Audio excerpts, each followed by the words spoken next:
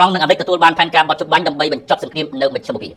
ប្រពន្ធច្បាស់ការបានទម្លាយព័ត៌មានដ៏គួរឲ្យភ្ញាក់ផ្អើលថាពេលនេះភាគីអ៊ីរ៉ង់និងអាមេរិកបានទទួលយកសំណើបោះជំបាញ់ដែលអាចនឹងចូលជាធរមាននៅថ្ងៃច័ន្ទទី6ខែមេសាឆ្នាំ2026នេះកិច្ចព្រមព្រៀងនេះនឹងឈានទៅដល់ការបាត់ឡើងវិញនៅច្រកសមុទ្រហូម៉ូសដែលជាសរសៃឈាមដឹកជញ្ជូនប្រេងដ៏សំខាន់បំផុតរបស់ពិភពលោកផែនការដែលរៀបចំឡើងដោយប្រទេសប៉ាគីស្ថាននេះរួមមានយុទ្ធសាស្ត្រ2ជំហានរួមមានបោះជំបាញ់ជាបន្តនិងការឈានទៅរកកិច្ចព្រមព្រៀងសន្តិភាពជារួម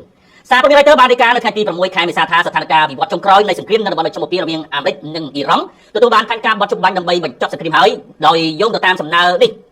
បោះជំបាញ់នឹងចូលជាធរមានភ្លាមៗដែលអនុញ្ញាតឲ្យការដឹកជញ្ជូនប្រេងឆ្លងកាត់ច្រកសមុទ្រហូម៉ូសបន្តឡើងវិញភាគីអ៊ីរ៉ង់និងអាមេរិកនឹងចំណាយពេលប្រមាណពី15ទៅ20ថ្ងៃដើម្បីចរចារកដំណោះស្រាយដ៏ទូលំទូលាយកិច្ចចរចាចុងក្រោយអាចនឹងធ្វើឡើងនៅទីក្រុងអ៊ីស្លាមាបាតប្រទេសប៉ាគីស្ថានក្រោមក្របខ័ណ្ឌមួយដែលគេហៅថាកិច្ចព្រមព្រៀងក្រុងអ៊ីស្លាមាបាត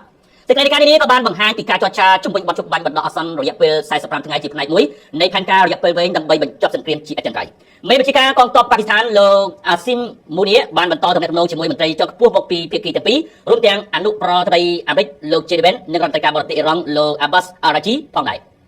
ទោះជាណាអ៊ីរ៉ង់មិនទាន់យល់ព្រមលើសំណើនេះឡើយទេប្រពន្ធព័ត៌មានខាងលើបានទម្លាយថាទីក្រុងតេហ៍រ៉ង់កំពុងស្វែងរកការធានាថាខ្លួននឹងមិនត្រូវបានវាយប្រហារម្ដងទៀតដោយអាមេរិកនិងអ៊ីស្រាអែលមុនពេលបដិញ្ញាចិត្តយល់ស្របតាមកិច្ចព្រមព្រៀងមួយកិច្ចព្រមព្រៀងផ្ដាច់ព្រាត់អាចនឹងរួមបញ្ចូលការរដ្ឋបတ်សកម្មភាពនុយក្លេអ៊ែររបស់អ៊ីរ៉ង់ជាថ្នូរនឹងការបន្ធូរបន្ថយតនកម្មនិងការទទួលបានទ្រព្យសម្បត្តិដែលត្រូវបានបង្កក់ត្រឡប់មកវិញសូមបញ្ជាក់ថារហូតមកទល់ពេលនេះមិនទាន់មានការឆ្លើយតបជាផ្លូវការពីទីក្រុងវ៉ាស៊ីនតោនឬទីក្រុងតេហ៍រ៉ង់ឡើយទេប៉ុន្តែពិភពលោកកំពុងតាមដានយ៉ាងយកចិត្តទុកដាក់បំផុតចំពោះរបបសន្តិភាពដ៏សំខាន់មួយនេះបញ្ហាប្រឈមដ៏ធំបំផុតមួយទៀតគឺការចាត់ចែងសារធាតុអុយញ៉ុំកម្រិត60%ប្រមាណជាង400គីឡូក្រាមដោយក្នុងនោះសហរដ្ឋអាមេរិកមានជំរើសពីរទី1គឺការដឹកជញ្ជូនសារធាតុទាំងនេះចេញមកក្រៅដែលទាមទារពេលវេលានិងយានយន្តធុនធ្ងន់ក្នុងទឹកដីសត្រូវឬទី2គឺការបញ្ជូនអ្នកជំនាញនុយក្លេអ៊ែរទៅបន្សាបវានៅនឹងកន្លែងជំរើសទាំងពីរនេះសុទ្ធតែទាមទារឲ្យសហរដ្ឋអាមេរិកត្រូវគ្រប់គ្រងបន្ទាយនោះឲ្យបានរាប់ម៉ោងឬរាប់ថ្ងៃដែលវាមិនខុសពីការសម្លាប់ខ្លួនឡើយប្រសិនបើកងទ័ពអ៊ីរ៉ង់មកដល់ទន្ទឹមនឹងនេះផងដែរអ្នកជំនាញយោធាបានប្រមានថានេះគឺជាបេសកកម្មអត្តឃាតទោះបីជាកងទ័ពសហរដ្ឋអាមេរិកខ្លាំងប៉ុណ្ណាក៏ដោយក៏ពួកគេមិនអាចទប់ទល់ទៅនឹងកងទ័ពអ៊ីរ៉ង់រាប់ម៉ឺននាក់ដែលឡំពាត់នៅខាងក្រៅភ្នំបាតឡើយនេះហើយជាមូលហេតុដែលលោកត្រាំនិងរដ្ឋមន្ត្រីក្រសួងការពារជាតិលោកភីតនេសិតកំពុងតែជឿក្បាលវើលមុខយ៉ាងខ្លាំងមានសំណួរកើតឡើងតើគួរតែវាយដើម្បីបញ្ឈប់គ្រោះថ្នាក់នុយក្លេអ៊ែរឬក៏ការវាយនោះគឺជាការដុតបញ្ឆេះសង្គ្រាមលោកដែលនឹងរលាយពិភពលោកនេះទាំងមូលកាហ្វេកោសិកាញូធីរិកផ្ដល់ភាពឆ្លាតវៃផ្នែកអាហារូបត្ថម្ភ